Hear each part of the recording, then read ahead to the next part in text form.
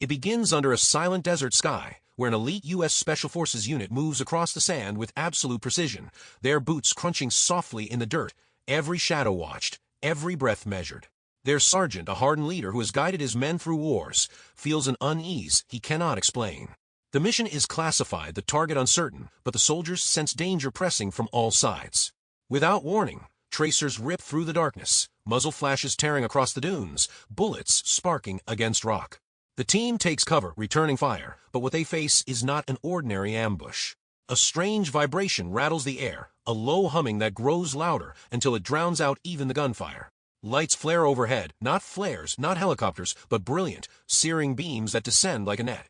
The men shout in confusion, weapons clattering, and then the ground itself seems to vanish. In one blinding instant, they are ripped from the earth. The sergeant awakens in suffocating silence. His body is suspended in a thick, gelatinous fluid, every movement sluggish, every breath impossible. He thrashes in panic, lungs burning, chest collapsing, until the walls of his prison dissolve, and the liquid drains away.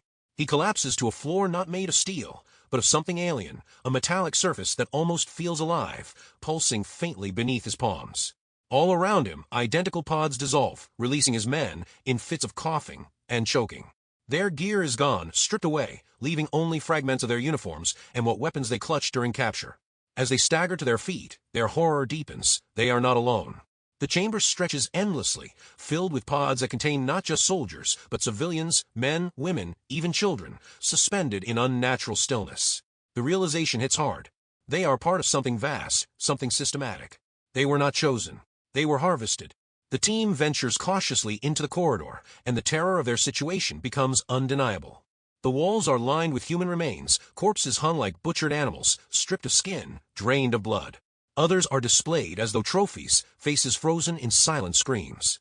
The stench of decay is masked only by the sterile burn of alien air. Before they can process it, the hunters arrive.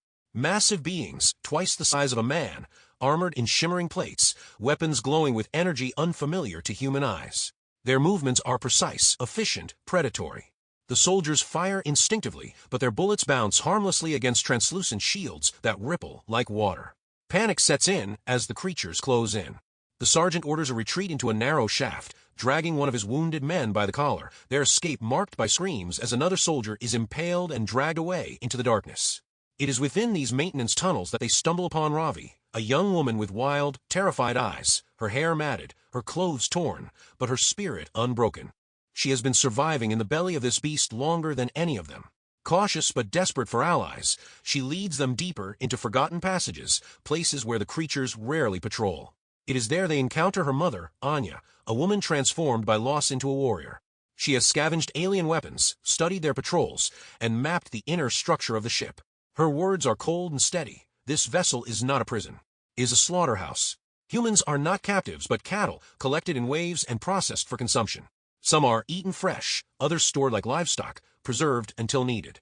For decades, she has fought alone, clinging to survival and vengeance, watching as generation after generation of abductees were extinguished.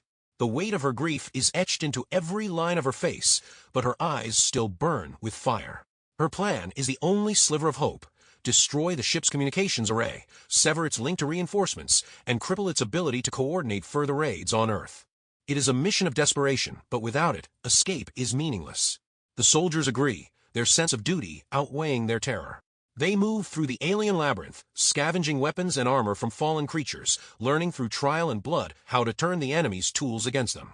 Along the way, they uncover chambers that deepen their horror, rooms filled with skinned bodies, nurseries where half-digested humans are fed to juvenile creatures, and a grotesque gallery where living humans are displayed like exhibits, their eyes wide with unending terror. Each sight steals their resolve, even as it erodes their sanity. When they finally reach the communications hub, the scale of the task nearly breaks them. The chamber is colossal, filled with glowing conduits that stretch like veins into a pulsating core.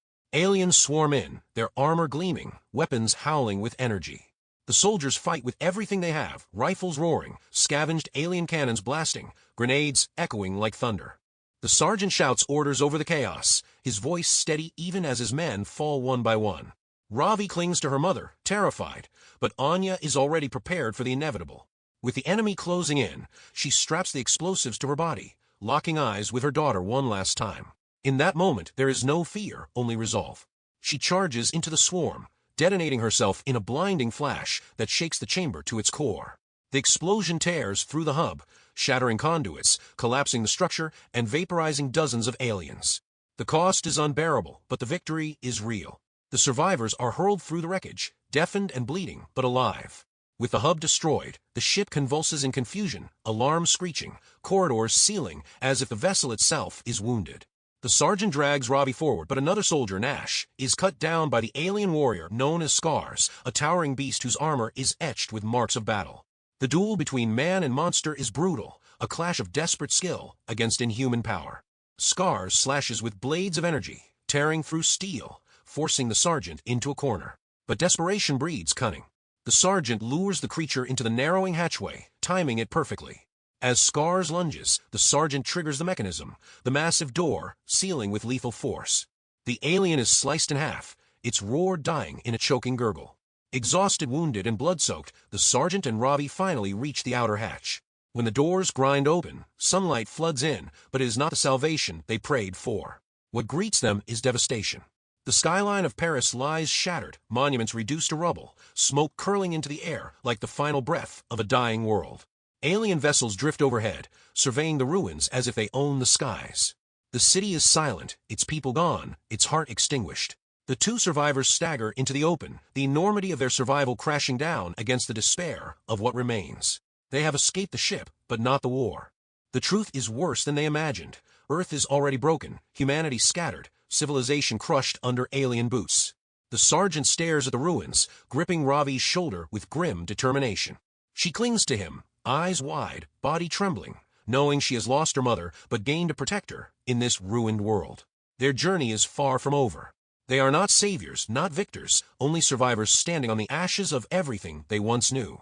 The story closes with the haunting silence of a city stripped of life, leaving us to wonder whether hope still lingers or if the future belongs to the creatures that now roam our skies.